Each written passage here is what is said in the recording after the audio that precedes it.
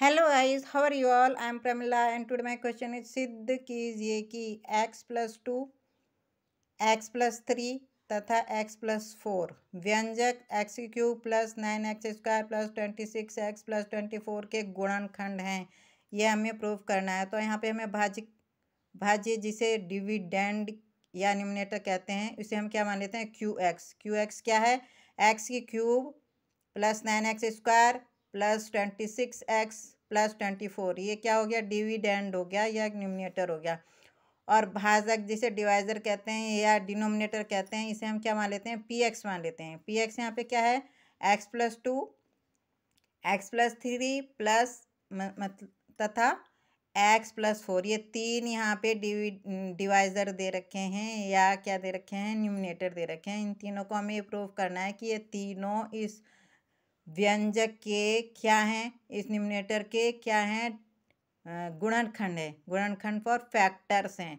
ठीक है, तो हम तीनों, ये जो तीन हमारे को डिवाइजर दे रखे हैं, इन तीनों को मतलब हम क्या करेंगे? यहाँ पे भाजक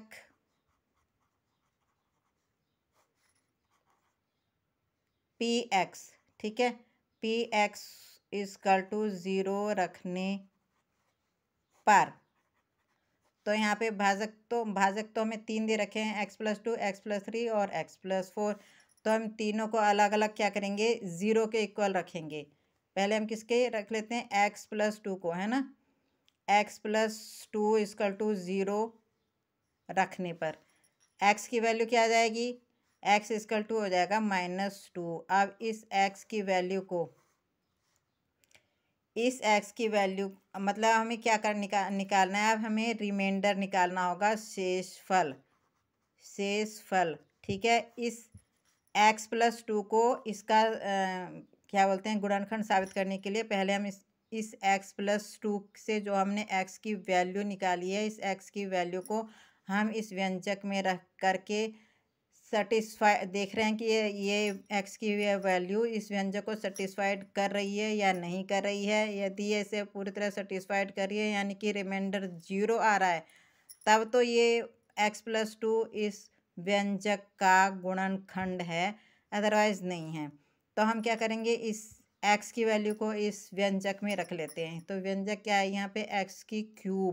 x³ यानी कि x की जगह क्या रख लेते हैं? -2, ठीक है, -2 की क्यूब प्लस 9x² यानी कि 9 इंटू x² यानी कि x के क्या रख लिया? -2 का स्क्वायर प्लस 26x है यहाँ पे, तो यानी कि 26 इंटू -2 प्लस 24 यानी कि प्लस 24।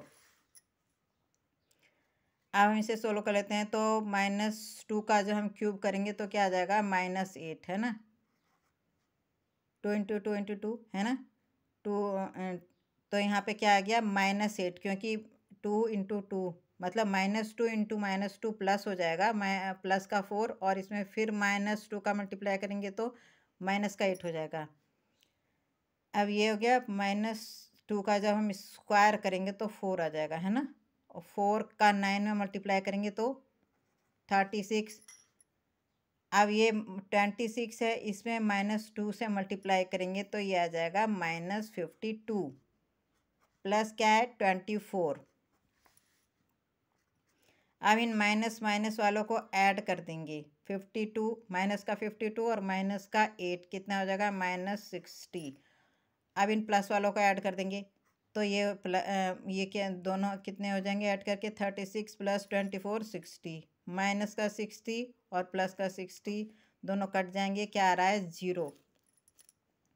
यानी कि यस, ये x+2 जो है ये इस व्यंजक का एक गुणनखंड है, क्योंकि इसकी जो x की वैल्यू हमने जब इसमें रखी इस व्यंजक में, तो ये सब पूरी तरह से सेटिस्फाइड कर रही है और रिमाइंडर 0 आ रहा है, इसलिए क्या है? ये x+2 इस व्यंजक का एक गुणनखंड है। अब हम इस सेकंड जो ये x+3 है, इसे 0 रख करके देख लेते हैं।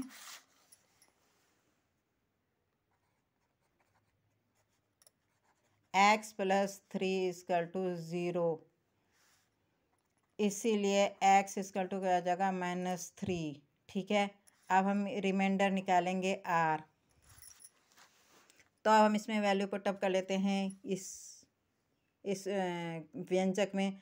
एक्स की क्यूब है ना, एक्स की क्यूब यानी कि -3 का क्यूब प्लस 9x स्क्वायर यानी कि -3 का स्क्वायर प्लस 26x यानी कि 26 इंटू -3 प्लस 24। ठीक है, अब इसका हम क्यूब करेंगे -3 का, तो ये आ जाएगा -27। यहाँ पे 9 इंटू 3 का -3 का स्क्वायर करेंगे, इन दोनों को मल्टीप्लाई करके क्या हो जाएगा प्लस का 81। 26 में -3 से मल्टीप्लाई करेंगे तो -78 प्लस 24। ठीक है, अब ये दोनों हो गए माइनस माइनस के -27 और -78, इन दोनों का ऐड करेंगे तो ये आ जाएगा -105 और इन प्लस वालों का ऐड करेंगे तो आ जाएगा प्लस का 105। दोनों इक्वल हैं, प्लस माइनस के हैं तो कट जाएंगे, ज़ीरो आ रहा है रिमाइंडर। यानी कि रिमाइंडर ज़ीरो आ रहा है, यानी कि ये जो हमारा डिवाइज़र है x+3 ये भी इस व्यंजक का एक गुणनखंड है, क्योंकि ये इसको पूरी तरह से सेटिस्फाइड कर रहा है ना। क्योंकि ये x+3 की वैल्यू जो इसमें से x की वैल्यू निकाली है, ये इस व्यंजक को पूरी तरह से सेटिस्फाइड कर रही है, इसीलिए ये भी इस व्यंजक का एक गुणनखंड है। अब क्या करेंगे, अब ये जो तीसरा थर्ड गुणनखंड दे रखा है x+4, इसे हम 0 के इक्वल रख लेते हैं। अब x+4 इजकल टू 0 रखने पर x इजकल टू क्या हो जाएगा -4 आ जाएगा। अब इस रिमाइंडर निकाल लेते हैं r इजकल टू ये x की वैल्यू -4 जो है, अब इसे हम इस व्यंजक में पुटअप कर लेते हैं x की जगह पर। तो क्या हो जाएगा, पहले क्या है यहाँ पे x की क्यूब यानी कि -4 का क्यूब प्लस 9x स्क्वायर यानी कि 9 और x स्क्वायर यानी कि -4 का स्क्वायर प्लस 26x यानी कि 26 इंटू -4 प्लस 24 है ना। x की जगह पर -4 रख दिया है। अब ये -4 का जब हम क्यूब करेंगे तो ये आ जाएगा -64 प्लस 9, मतलब 9 इंटू -4 का स्क्वायर करके इस 9 में मल्टीप्लाई करेंगे तो ये आ जाएगा प्लस 144। अब ये जो 26 है इसमें -4 से मल्टीप्लाई करेंगे तो ये आ जाएगा -104 और प्लस 24। अब क्या होगा, अब हम इस माइनस का 64 और ये माइनस का 104 इन दोनों को ऐड कर लेंगे तो ये आ जाएगा -168। ठीक है, और ये प्लस का 144 है, इसमें ये प्लस का 24 ऐड कर देंगे तो ये आ जाएगा प्लस का 168। ये दोनों कट जाएंगे, आ जाएगा रिमाइंडर 0। यानी कि रिमाइंडर 0 आया तो ये जो थर्ड गुणनखंड दे रखा है x+4 का, ये जो गुणनखंड थर्ड दे रखा है x+4, ये भी इस व्यंजक को पूरी तरह से सेटिस्फाइड कर रहा है, इसीलिए रिमाइंडर 0 आ रहा है। इसीलिए ये x+4 भी इस व्यंजक का एक गुणनखंड है, ये साबित हुआ, ये भी प्रूफ हो गया। ठीक है, आई होप आप सबको समझ में आ गया होगा।